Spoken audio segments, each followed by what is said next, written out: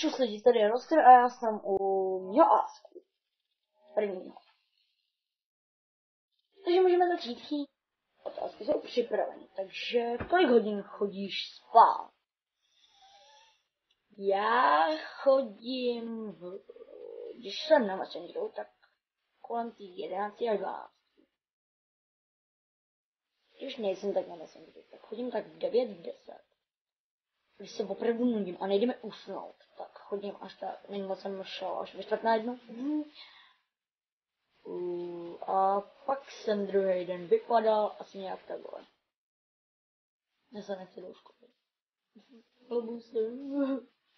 Kecám. Kolik je? 12.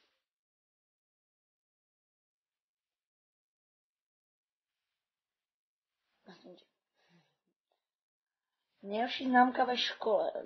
5. 5.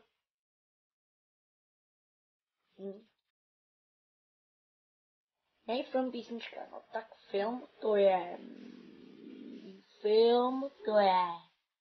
Zohan, když jsme dokážeme, kdo hulí, ten umí a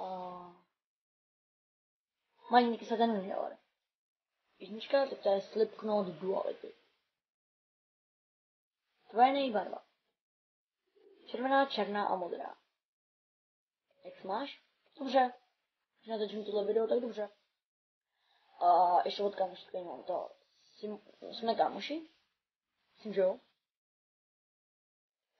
Takže tohle prostě video bude všechno. Dávejte lajky, odbírejte, sdílejte, komentujte.